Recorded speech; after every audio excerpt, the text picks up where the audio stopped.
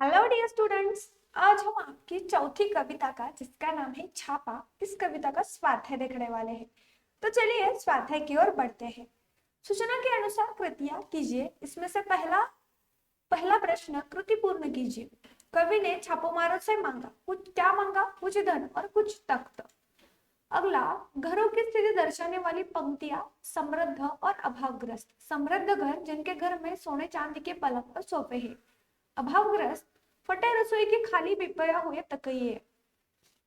अगला सवाल, प्रश्न क्रमांक 3, अंतिम 4 पंक्तियों का भावार्थ लिखिए। तो इसमें देखिए, अधिकारियों को कवि के घर में कुछ न मिला तो वे पछताने लगे। उनके सिर शर्म से झुक गए। वे वापस जाने लगे तो कवि ने उन्हें रोककर कहा कि आप मेरी एक बात सुन लीजिए। यदि छापे के दौरान मेरे घर में आपको अधिक धन मिलता है तो आप उसे ले लेते। अब आपने देख लिया कि मेरे घर में कोई धन नहीं है। ऐसे हालात में मेरी यह स्थिति देखकर आप मुझे कुछ धन देकर जाइए। जिन लोगों के घरों में सोने चांदी के पलंग और सोफे होते हैं, उन्हें आप लोग निकलवा कर ले लेते हैं। ठीक है, निकलवा लीजिए, आपका काम ही निकलवा लेना है। पर जिनके घर में टूटी कुर्सी भी बैठने के लिए नहीं है, उनके घर में बैठने सोने के लिए एक तख्त की व्यवस्था तो करते जाइए। और इस तरह से अंतिम 4 पंक्तियों का यह भावार्थ है। अगला सवाल, सूचना के अनुसार कृतियां कीजिए। इसमें से पहला संजाल पूर्ण कीजिए।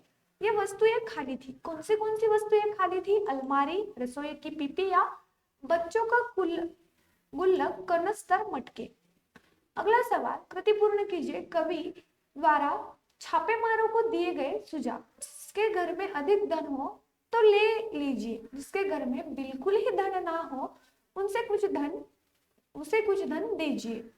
अगला, शयन कक्ष में पाई गई चीजें। टूटी हुई अलमारी, फटा हुआ तकिया।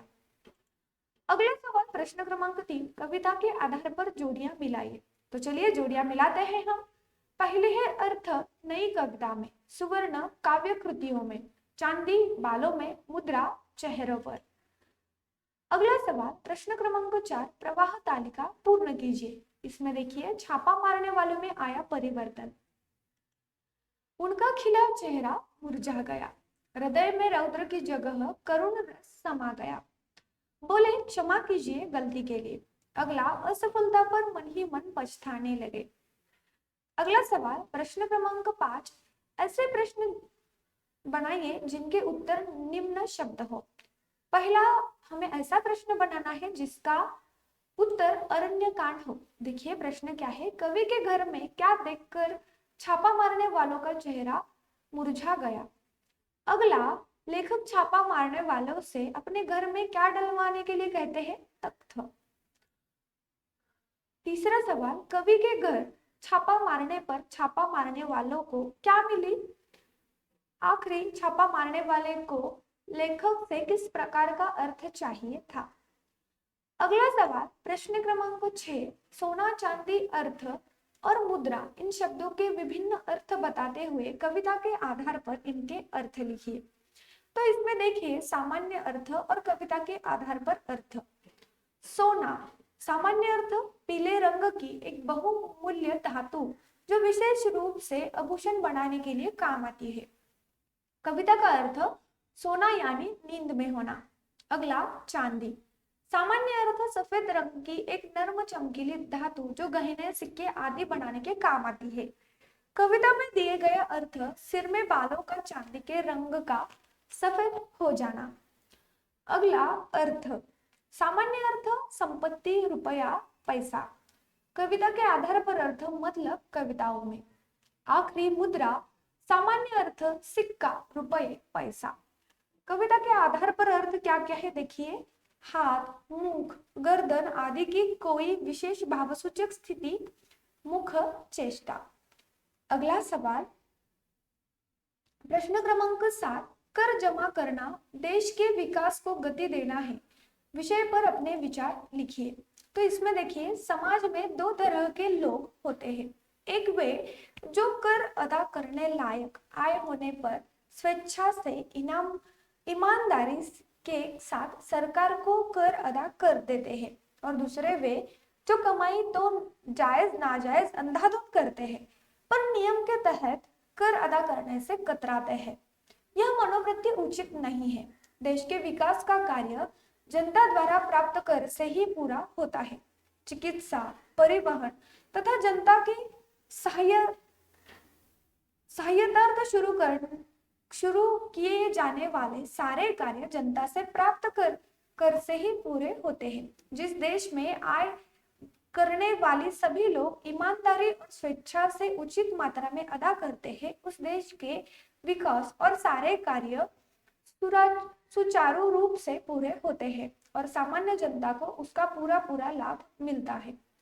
यदि कोई व्यक्ति यह सोचता है कि सभी लोग तो कर अदा करते हैं, उससे के अकेले कर अदा न करने या कम कर भुगतान करने से क्या फर्क पड़ेगा, तो ऐसा सोचने वालों की संख्या अगिनत हो सकती है। इस तरह कर की कितनी रकम सरकारी खजाने में जमा होने से रह जाती है। इस कारण पैसे के अभाव में सरकार की अनेक योजनाएं अटक रह जाती है। इसीलिए कर योग्य आय पर ईमानदारी से कर जमा करना प्रत्येक नागरिक का कर्तव्य है। कर अदा कर हम अपनी ही सहायता करते हैं। कर जमा करने से ही विकास को गति मिलती है। और इस तरह से हमारा इस कविता का जो स्वाध्याय था वो खत्म होता है। अगर आपको इस संपूर्ण स्वाध्याय में कोई दिक्कत है, कोई संदेह है, तो आप कमेंट कर सकते हैं। और इसके अलावा हमारा जो कुछ भी ऑफिशियल नंबर है उस पर आप मैसेज के स्वरूप में आपके संदेह पूछ सकते हैं। बच्चों, आप अगर हमारे चैनल पे नए हैं तो जल्द से जल्द चैनल को सब्सक्राइब करिए ताकि आप इसी तरह से वीडियोस देखते रहे। अगर आपको हमारा लाइव क्लास अटेंड करना है तो आपको हमारा जो कुछ भी दूसरा चैनल है जिसका नाम है गुरुवर एकेडमी लाइव चैनल, तो उसको भी सब्सक्राइब करके रख लीजिएगा। हमारे बहुत सारे सोशल मीडिया अकाउंट्स है और उनके लिंक्स आपको इस वीडियो के डिस्क्रिप्शन बॉक्स में मिलेंगे, वहां पे भी आप ज्वाइन हो सकते हैं। तो बच्चों, इसी तरह से अगले पाठ और कविता के स्वाध्याय देखने के लिए आपको इस हमारे चैनल के प्लेलिस्ट में जाना पड़ेगा। वहां पे आपको 10वीं कक्षा संपूर्ण पाठ और स्वाध्याय इस फोल्डर में सभी वीडियोस मिल जाएंगे। तो यहाँ पे हम रुकते हैं, जल्द ही मिलेंगे अगले पाठ के स्वाध्याय के साथ और कविता के स्वाध्याय के साथ। तब तक बाय बाय बच्चों, टेक केयर।